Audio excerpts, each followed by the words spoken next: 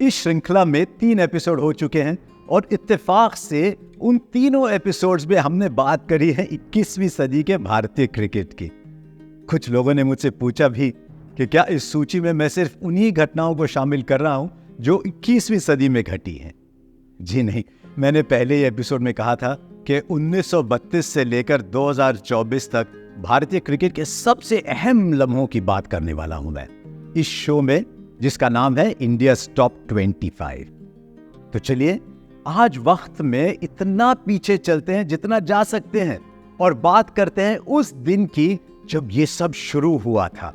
यानी कि आज इस सूची में शामिल नंबर 22 पर है वो दिन जिस दिन अक्सर बादलों से घिरे शहर लंदन में भारतीय क्रिकेट का सूर्योदय हुआ था।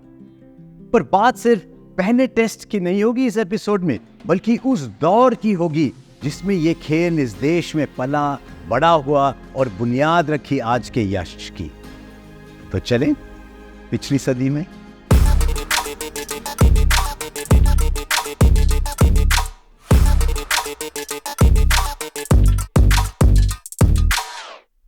जब देश ने 20वीं सदी में कदम रखा तब चुनौतियां हर ओर से उसका इंतजार कर रही थी। आजादी अभी भी बहुत दूर थी और अंग्रेजों का शासन देश में फैले जा रहा था, लेकिन कुछ राजवाड़ों में अभी भी रौनक थी और उन राजवाड़ों में अंग्रेजों का लोकप्रिय खेल क्रिकेट भी खेला जा रहा था। ऐसा इसलिए था क्योंकि क्रिकेट की जन्मभूमि ब्रिटेन में क्रिकेट रईस लोगों का खेल माना जाता था और उस वक्त राजवाड़ों के राजा महाराजाओं के लिए ये खेल उनकी प्रतिष्ठा का प्रतीक बन गया, यानी कि एक स्टेटस सिंबल। हालांकि वो इस खेल को पसंद तो करते थे, पर अक्सर कभी खेलने में उनकी क्षमता कम पड़ जाती थी। कुछ राजा महाराजाओं को तो सिर्फ बल्लेबाजी करनी होती और कहते हैं उसके लिए भी उनको पिच तक गाड़ी में ड्राइव करके ले जाते थे। पर समाज के इसी वर्ग के पास एक और चीज थी जिसकी जरूरत उस समय देश के क्रिकेट को थी, और वो था पैसा। बहुत बड़ा योगदान रहा इन लोगों का इस देश के क्रिकेट।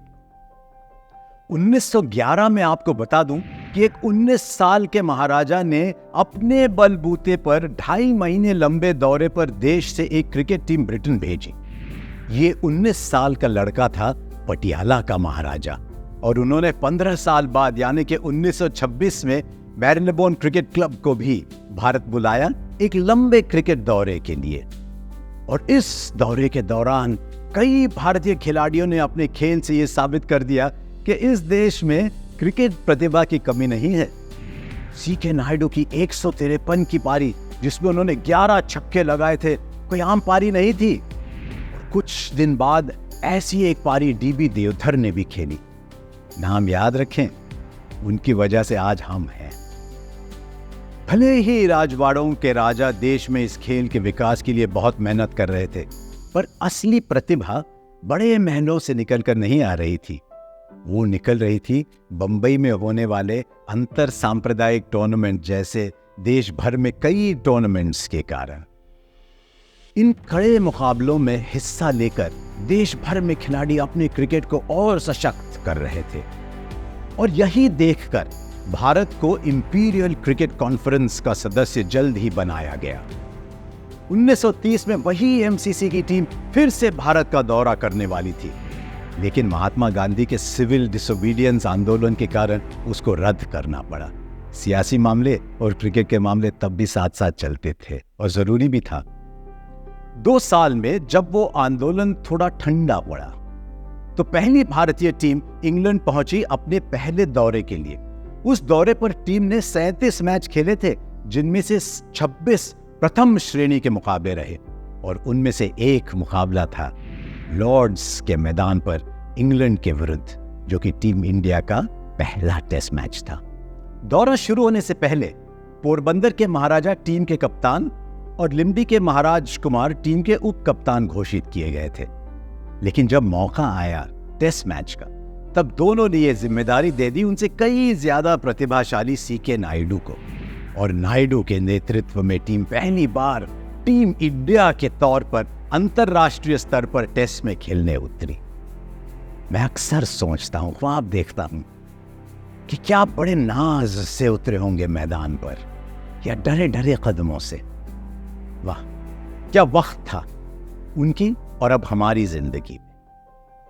पहले ही आधे घंटे में भारतीय तेज गेंदबाजों ने, लाला अमर सिंह और मोहम्मद निसार ने, इंग्लैंड के 3 विकेटें भी गिरा दी।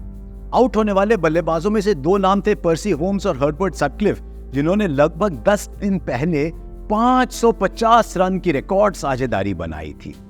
बाकी बल्लेबाजों ने इंग्लैंड की बारी को संभाला, पर भारतीय तेज गेंदबाजों ने अपना दम दिखा दिया था। हालांकि बल्लेबाजों ने थोड़ा निराश किया, पर पहली बार इंग्लैंड में टेस्ट क्रिकेट खेलते हुए 95 ओवर खेल जाना कोई छोटी बात नहीं है।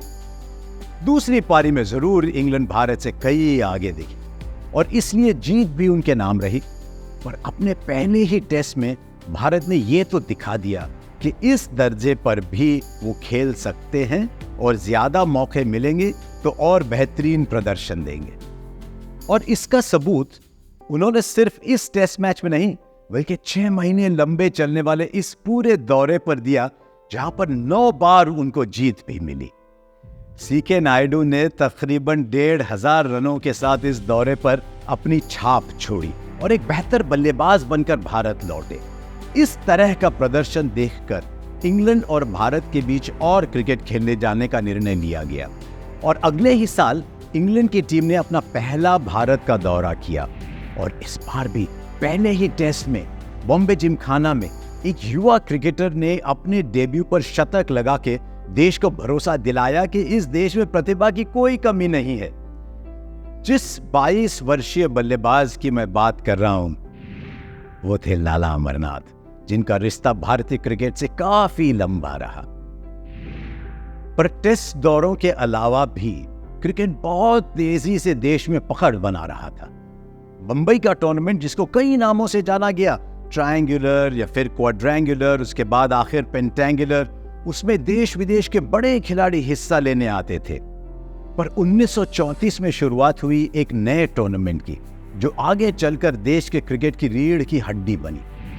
वो टूर्नामेंट था रणजी ट्रॉफी, जो लगभग 1 शताब्दी के लिए आज भी भारतीय टीम में जगह बनाने की सबसे महत्वपूर्ण सीढ़ी है। इस टूर्नामेंट की कहानी और आजादी से पूर्व टीम इंडिया की क्रिकेट कहानी से एक नाम जुड़ा अक्सर मिलेगा आपको, और वो है विजयनगरम के महाराज कुमार विजी का, जिनके क्रिकेट के प्रति प्यार ने उनसे बहुत कुछ करवाया, कुछ सही, कुछ गलत, कुछ हास्यजनक, पर यह तो तय है कि अपने साधनों से उन्होंने भारतीय क्रिकेट को आगे जरूर बढ़ाया।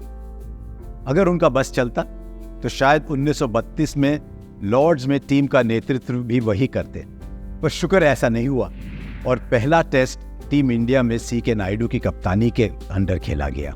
बहुत लंबा सफर रहा पहले टेस्ट मैच तक, जिसने एक और लंबा और खास सफर शुरू कर दिया। 1932 में देश में इतना कुछ चल रहा था कि टीम का पहला अंतर्राष्ट्रीय स्तर पर क्रिकेट मैच खेलना कोई बड़ी खबर नहीं थी।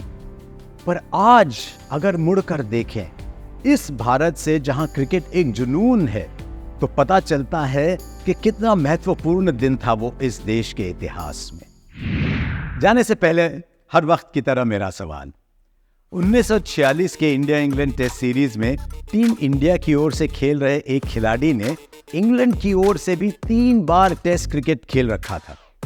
कौन था वो खिलाड़ी? ये जवाब आप मुझे कमेंट्स में बताएं। अगर आपको ये इतिहास भरी, रोमांच भरी कहानी पसंद आई तो इस YouTube चैनल को ज़रूर सब्सक्राइब करें और लाइक करें।